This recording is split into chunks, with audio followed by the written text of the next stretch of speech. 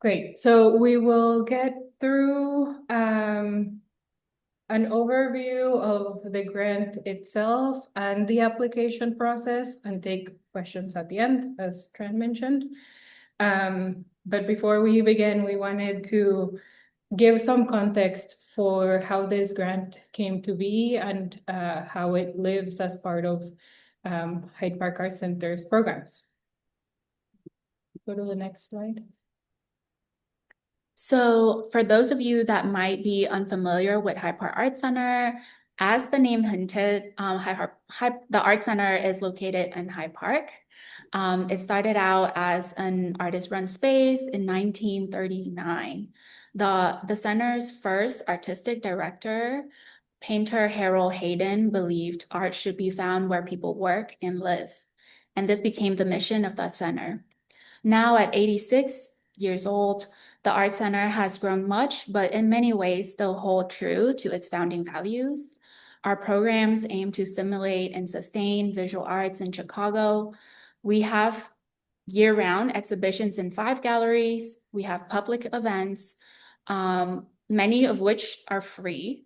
Pay what you can art classes, professional development programs for artists at many different stages of their art practice, residency for Chicago artists and international artists.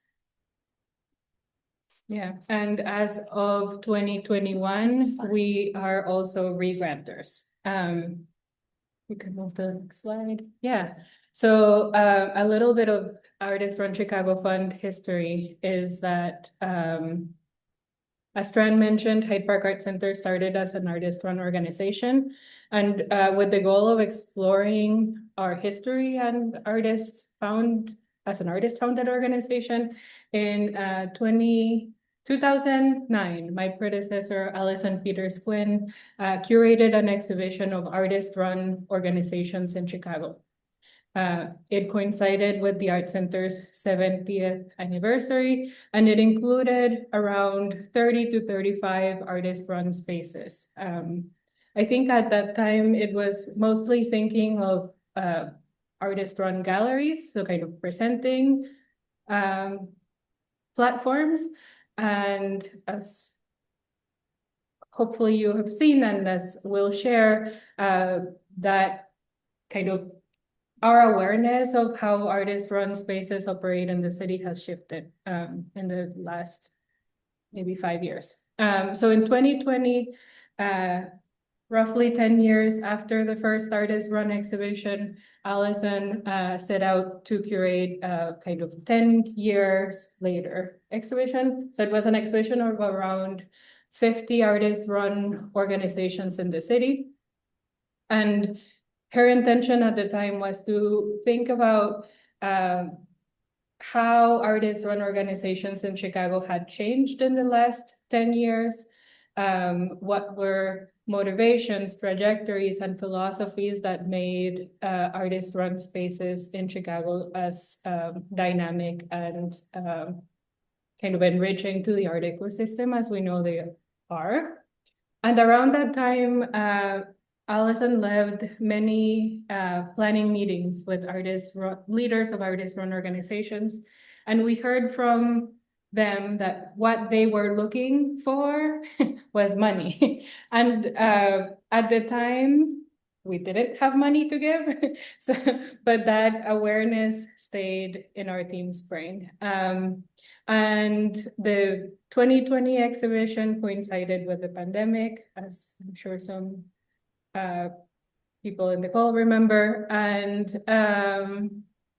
at that time, a large foundation came to us and said, we would love to support these artist-run initiatives in the city. It seems like you have a network of them since we were working on this show. Could we give you money that you redistribute? And at the time, our team kind of thought about it. We were, of course, interested, but felt something but felt that it would be important not only to fund the artist-run organizations that were in the exhibition, but also think about how can we support the ecosystem beyond the organizations that we were already familiar with. And then we also felt a tension between kind of the act of curating an exhibition and kind of building a grant-making program. Those are things that are different. We would have made decisions differently if we were thinking of resource allocation at that time. So we kind of counter-offered saying we will distribute funds amongst the organizations represented in the exhibition, but we would also like to develop an open call and a granting program that considers funding organizations beyond our exhibition, and that's how the fund was born. So since 2021, we have distributed more than $1 million in grants to over 100 artist-run organizations through juried open calls like this one. Next slide. So now we're in the 5th round of open call. The 2025 Artist Run Chicago Fund, and we will often refer to ahead of time, we will often refer to artist run platforms as ARP throughout this presentation. So just a heads up. The 2025 Artist Run Chicago Fund seeks to award 13 to 8,000 unrestricted grants to artist-run platforms in Chicago. Grantees will be selected through a free juried open call. A bit more about our jurors on the next slide. The deadline to apply is Tuesday, August 5th. That's a bit less than 4 weeks away. Funds will be distributed December 2025. And this cycle is generously supported by the Good Chaos Foundation and Local South Foundation. And next slide. So the selection process is really guided by a set of outside jurors that rotate every year. And this year's jurors are Jada Mina Harvey, who is an artist, curator, and cultural worker born and based in the South Side of Chicago. She's a curator of the Black Harvest Film Festival at the Gene Siskel Film Center and the public programs and engagement manager at the Southside Community Arts Center. Max Lee is an interdisciplinary artist from China, currently based in Chicago. I hope many of you have heard of the really exciting work happening at the First Presbyterian Church in Woodlawn. Max is a leading organizer of those art efforts coming out of the church. And then Katie Routh is a multidisciplinary artist working between sculpture, performance, community organizing, and curating. She is passionate about alternative approaches to organizing in the creative field and currently serves as artistic director of Comfort Station, which is a multidisciplinary art space in Logan Square. So all are artists with experience of running alternative platforms. First, we'll go over the program goals and so as we go through the presentation, please keep these in mind. I hope you'll see as we move through the application questions how these program goals are reflected in the questions. And I encourage you to think about, this is a moment of the presentation where hopefully you as interested applicants are thinking about whether or not your platform is a good fit, based on these guiding values. So the first is to support artist-run platforms and acknowledge their important contributions to the Chicago art community, to strengthen the network of artist-run platforms in Chicago, to aid self-organizing artists that create more opportunities for other visual artists to show and develop their practice here, to fund platforms that deliver diverse and experimental programs, and to boost financial support for platforms run by BIPOC and that support BIPOC artists and communities. So the eligibility requirements are a little bit different from selection criteria, which we'll go over a little bit later in the presentation. So eligibility requirements are kind of hard guidelines, right, that every single applicant must meet in order to be considered for the grant. Selection criteria are different. They're what guides our decision-making process. And while you don't need to meet every single selection criteria to be considered, you do need to meet every single selection eligibility requirement to be considered. So that's the distinction.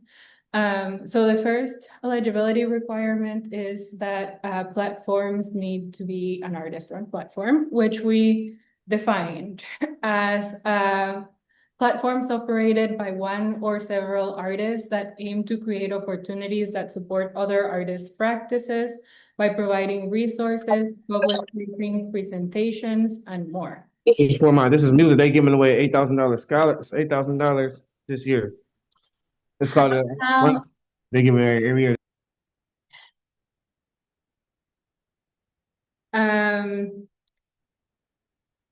The kind of next line of that definition is artist-run platforms are different from individual artists' personal practice or socially engaged projects. We've seen in past cycles that distinction sometimes is a little fuzzy, and we tried to kind of separate it. So artists in socially engaged projects that are part of an individual artist practice are not eligible. And where we see that distinction is that while a socially engaged project might include various participants in collective making, an artist-run platform, as we define it for the sake of this grant, have the capacity to realize other artists' ideas beyond that single artist's vision. And platforms do not require a brick and mortar space to be eligible. Next slide, please. The other eligibility requirements are platforms must operate in Chicago or neighboring suburbs. They must have been founded before June of 2024. And that is because this is really not a grant for new platforms that are thinking of starting up. It's about funding projects that are already underway. They must be led by artists with a demonstrated visual arts practice. And later in the application, we'll share how we ask artists to confirm their artistic practice for the sake of applying. They must broadly engage with artists other than artists directing the platform, public audiences, and contemporary visual art. We are aware that that might happen in various different ways, but it is important for the platforms to touch on these points. They must be visual arts focused, and this does not include the disciplines of film, theater, dance, music, or literature, unless the platform primarily presents visual art in dialogue with these other disciplines. So we are into kind of interdisciplinary collaboration, but if a platform is kind of firmly rooted in music, for example, then it's not eligible. Platforms must have an annual operating budget of less than $100,000, and there's no minimum budget required. And past Artists Run Chicago Fund recipients are eligible to apply, but they must have submitted a grant report in order to be eligible. So if you are a former grant recipient and you're not sure whether or not you submitted your grant report, you can reach out to us and we'll find that out for you or share with you the report in order to complete it before the deadline. And for all these eligibility requirements, you'll be asked for the first question in the application, you'll be asked to read this requirements and agree whether or not you've read them before you can continue on to the next questions. So just a little overview about the application. The application can be accessed through our website, Hyde Park Art Center, and the easiest way is to scroll down and there will be a big sign that talks about the Artists Run Chicago Fund, and it will link to the application page. But if you have any question, I'm happy to help to get you to that link. And the application will be completed in Slideroom. Users, if you are new, must create an account. You can preview the ARC Fund application prior to applying. So when you first click onto the Slideroom application link, it will show you the overview, kind of like a summary of all the questions that before you even start applying. You can if you need accommodations, again, feel free to reach out to me at ttran@hydeparkart.org. Timeline. So the deadline to apply is Tuesday, August 5th at 11:59 p.m. And if you have any question or delays, please just feel free to reach out to me. The jury will review the applications from August to October, and we hope to notify recipients by October 24th. The funds will be distributed in December of this year. For the rating criteria, so this is, as Marielle mentioned, the rating criteria that the jurors will be using to rate the application, the eligible applications. So there's a total of 20 points that will be awarded for any application and it's split evenly across 4 criteria. Support for artists. So in this case, we think of it as an artist-run platform that provides valuable support for artists to show, discuss, and or develop their artwork. And then the next criteria is accessibility, creating an artist-run platform providing accessible opportunities for audiences to engage with art and artists to participate in the program. And the third criteria is being innovative and dynamic programs. So through its program, how does the Artist Run platform provides new and responsive opportunities for artists to experiment and for audiences to interact with art in meaningful and unique contexts.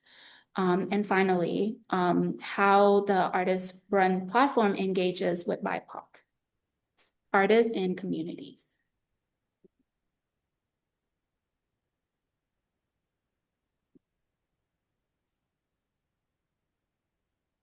So there are 4 sections to the application.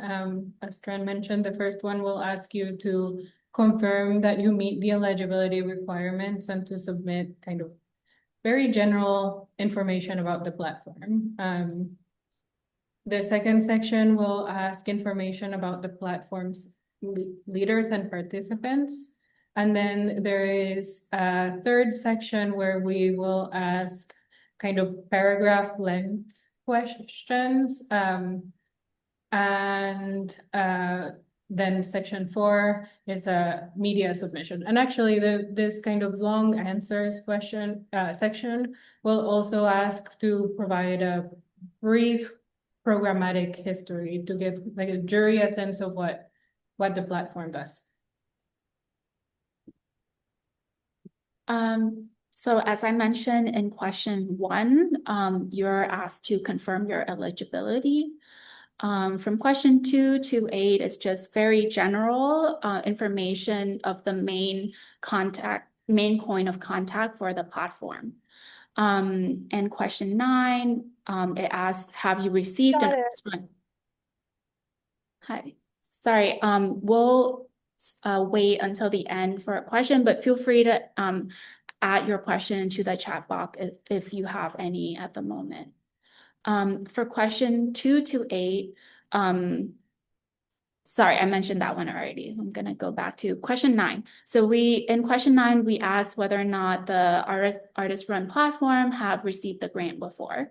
And if you answer yes, there's just a simple question to follow up about when you've received the grant. This does not at all will be, the jurors do not at all rate you on this question. And another note is that all previous grant recipients can't apply this year. For question 10, platforms, month and year founded. This is again to make sure that the platform was founded before June of 2024. Question 11, links to platform's website, social media handles or blog. This is in case if in the case that you do receive the grant, we can promote the platform through Hyde Park Arts Center. On question 12, where we asked for the annual organizational budget total of 2024 or 2025. So you can do either year, and this could be an estimate. For question 13, platform's legal status. Platforms are not required to have a legal entity formed, and there's a section for you to fill in if you what the options listed there is not what works for you, and what applies. And in case it's not something you're familiar with, platform's legal status means like, is it LLC? Is it a nonprofit? Is it something? You know, we have received applications in the past from you know, a collective of individuals who are working together and don't have a legal entity, and that's okay. Question 14, we asked what platform in Chicago the ARP operates in, and you'll notice that there's a long list, but there's still also a write-in area if none of the neighborhood is applies. Also, I want to note that the artist run platform does not need a space, like a physical space to operate. So really, if you don't have a physical space, just apply of the neighborhood that you're in, that platform is in, that you're operating out of. So question 15, if awarded the grant, who should we make the check to? This is also the person that it doesn't have to be the person that we are in contact with for the application, but it's just the person that we will need to reach out once you're awarded the grant. Or entity, that can also be an organization or whatever makes sense for the platform. So for section 2 of the application, we asked about platforms and leaders and participants' demographic information to better understand who we are reaching and to identify those who fall in our priority population. We keep all information private. The demographic information requested here should represent the individuals and who run the ARP and not the projects they run. So question 1, how many people are involved in running the platform? Pretty straightforward. Please count for your current founders, leaders, and decision makers. Question 2, what percentage of the current platform's founders, leaders, and decision makers identify as Black, Indigenous, or people of color? Again, the questions that are demographic related are not required. It's only if you feel open to sharing.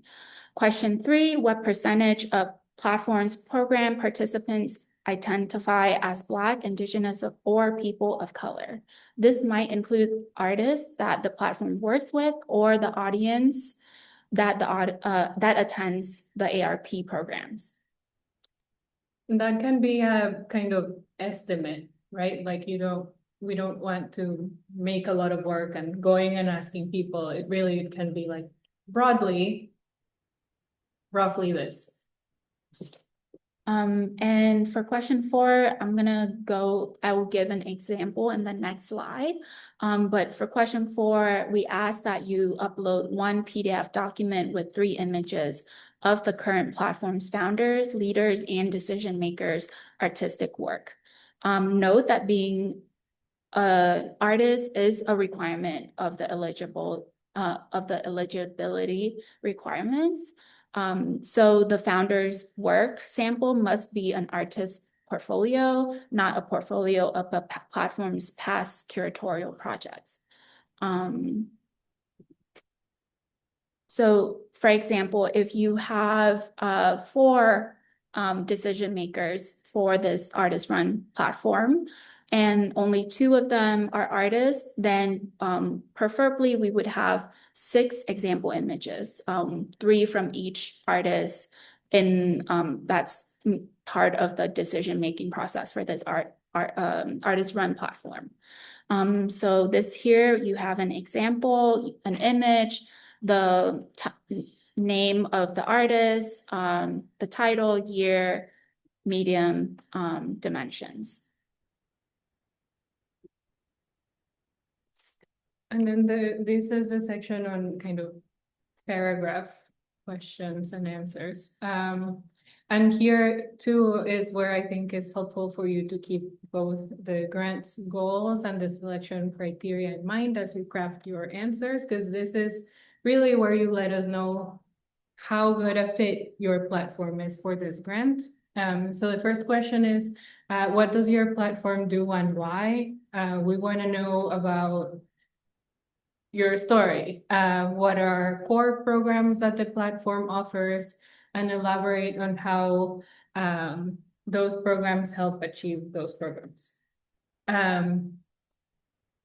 There too is where we'll ask you to upload a PDF of your platform's programming in 2024 or 2025, and that is kind of how you give the jury a sense of what the activities of the platform look like. And I'll give a little example of what that might look like in the next slide, I think.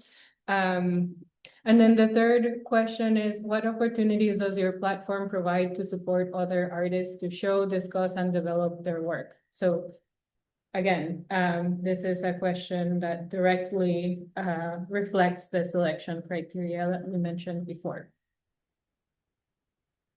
And then this slide shows a little bit of like the kind of information you might want to include in the programming document.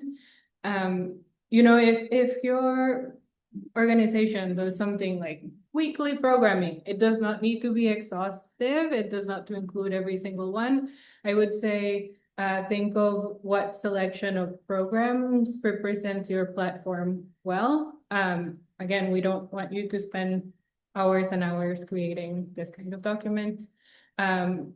If you do have images of past programming, it's nice to include it, but not required. If the program has a title, let us know. If there are dates when the program happened, that's great. And in the description, you should include some descriptive language around the shape of the program. Is it an exhibition? Is it a festival? Is it weekly classes? Were there themes that your platform explored? What are artists, or who were your artists represented, or collaborations, and any other relevant information? But those are some just guiding aspects of programming I would include. The remaining questions are, who is your audience? Please describe how artists and the public engage with your platform. And again, that can look a million different ways. We'd like to know. What did you see in Chicago that sparked your project? Is your platform responding to a need that you saw in the city and or the community of artists in the city? And finally, how does your platform understand equity? And what does this look like in your platform's work? And one important note is we have our program SlideRoom uses character limits, not word limits. So, SlideRoom will let you know what the character limit is for each of these questions. But if you're working on kind of a Word document and then transferring your answers onto SlideRoom, you want to keep this in mind because it might be that you think you answered all your questions and you're ready to just plug back and you can't because of a character limit. So just be mindful of that. See work. And now we're gonna talk about the frequently asked questions, but we'll also have a Q&A at the end for more of your in-depth questions. This is one of the most asked question. I'm a curator, art administrator with an experimental platform for artists. Can I apply? Unfortunately, we won't be able to accept your application. A foundational purpose of this grant is to support artist-run spaces and platforms. I have been thinking and planning to launch my ARP since before June 2024. Does that make me eligible? Because it's important that spaces projects have, sorry, that's a typo right there, have existing programming since June 2024 or earlier. So we really do need, in the application, we need to see that there's existing programming for prior to June 2024. The organization is not a 501c3. Is this grant taxable income? Yes, in order to receive the grant, recipients must submit a W-9. As a grant recipient, you are technically paid as an independent contractor. And this is mostly if you're kind of receiving the money as an individual. So if you are receiving the money as an individual organizer, that would be the case.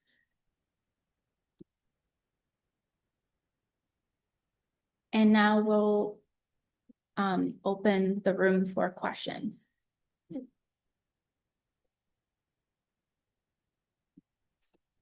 Hi, thank you. How should we raise our hands or just start talking? You can start talking. You can also add into the chat. But you're already talking. Yes. Hi, it's so nice to see both of you. And Project Feeling's been a recipient in the past, so huge gratitude. I'll be applying with Narrowbridge Art Club, and I have two questions. One is, if you are a 501c3 and can do a W-9 through an organizational tax ID number, can the check be made to the organization or is it always to the artist? No, it can be made to the organization. Thank you very much. I have a very active board of, I think 6 artists total. There's 10 active sort of organizers. I think 6 of them qualify as artists, like they are artists. Mm-hmm. And is there a limit to how many in the organization you send 3 samples of their work? No, there's no limit. Oh, thank you. Okay. Thank you. And before we take more question, I would like to answer the existing question in the chat. Let me see. Will we have access to the slideshow? Yes, we will be sharing the slideshow along with the recording. What is the next one?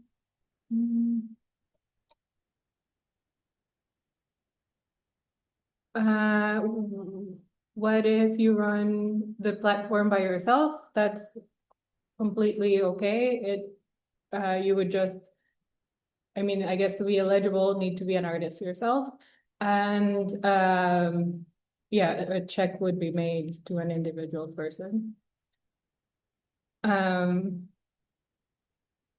many grants are being offered? 13. Yes. 13 $8,000 grant, unrestricted. What if you are a songwriter and artist but have no LLC? Are you still eligible to receive? Yeah, so as long as you are a visual artist, you are eligible to apply. If you are a songwriter and artist based on music, then this grant is not for you. Unfortunately, it really is visual arts focused. Someone asked, what should my profile look like? If you are referring to your, I'm assuming you're talking about the PDF of your three artwork examples. Then there is a slide that we previously showed. We'll go back to it. We'll go back to it. But Brittany, if that's not what you're referring to, let us know. Yes. We'll go a few slides back. This one. So this is a kind of example of what the, artist portfolio section of the application would look like. It would just include a kind of large images, the name of the artist, the title of the work, year, medium, that kind of stuff. I have two questions. I'm running a platform with a collaborator. Do we include both our names or just one of us in the application? If both of you are artists and have a practice, please include both of you. Yeah. And it says, do we include our labor costs in our budget? If your organization pays you for your labor, then that is a cost of running the organization and it should be included in the budget. Yes.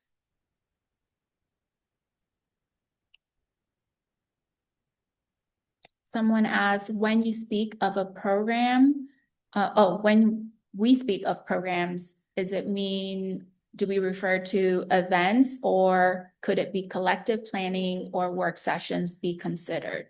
I think in this case, it would be most likely some form of public programs rather than just planning sessions. Yes. Yeah, we mentioned in the kind of eligibility requirements that a requirement of the grant is to have some sort of public facing component and public, I think we think of broadly, if the public that you work with is a group of artists and kind of critique sessions, that is your audience, right? So think about audience expansively, but if you're just having kind of working meetings, figuring out how to run the organization, then I don't think the jury needs to see those, just the activities that are kind of mission driven, I guess. The next question. My plan is to apply for the magazine I've been working on, and we started soliciting work in May of 2024, but the first issue didn't come out until September 2024. Would that still work for eligibility? There are a lot of these kind of somewhat, I don't know, moments that feel a little gray. I would say if you feel confident in that you can provide a work sample, so like a sense of what a year of programs or activities look like for the organization, you can go ahead and apply. But yeah.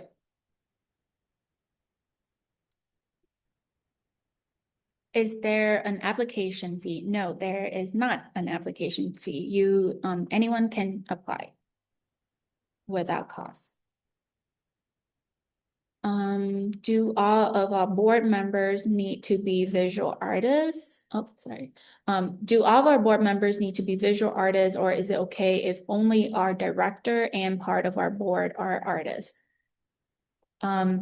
You, Yes, that is okay. Not every single person who runs the organization needs to identify as an artist, but there needs to be a good amount of artist representation in running the organization, which it sounds like is the case for you.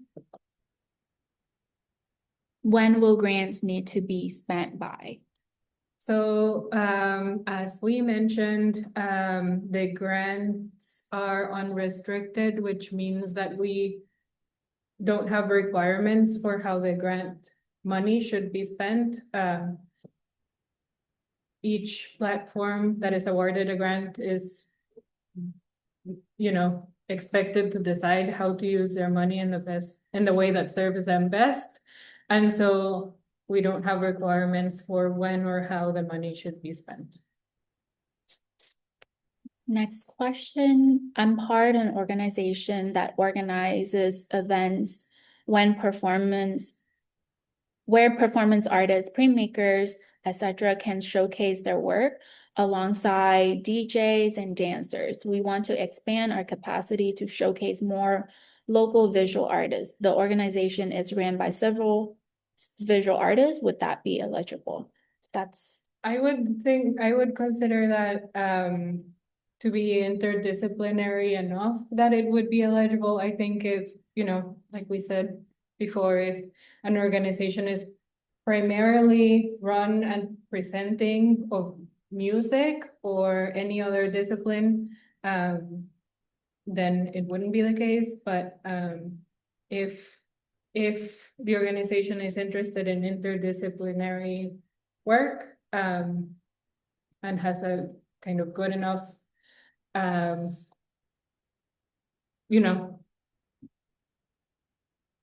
aspect of their programs that are visual arts oriented, then you'd be eligible.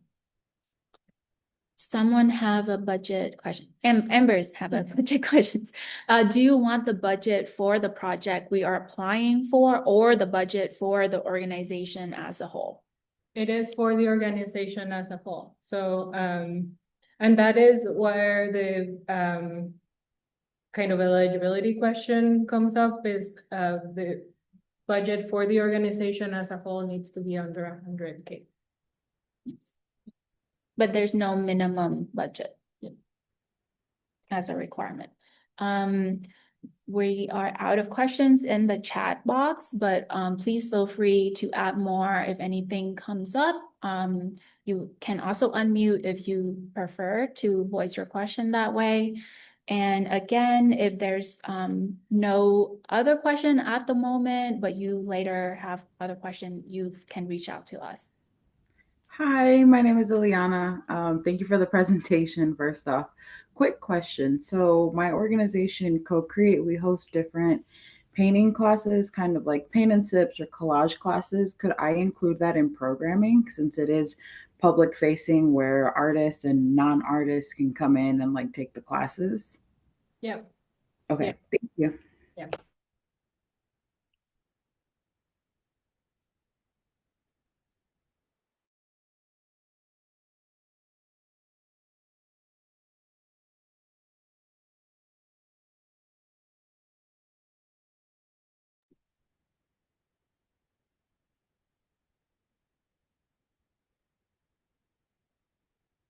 There's another question in the chat. Does the founder need to be from, I imagine, diverse or BIPOC population?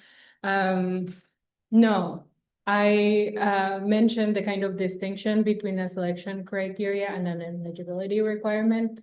So I would say, this kind of goal of supporting BIPOC-led organization fits under the selection criteria. It's not a hard requirement. Does that make sense?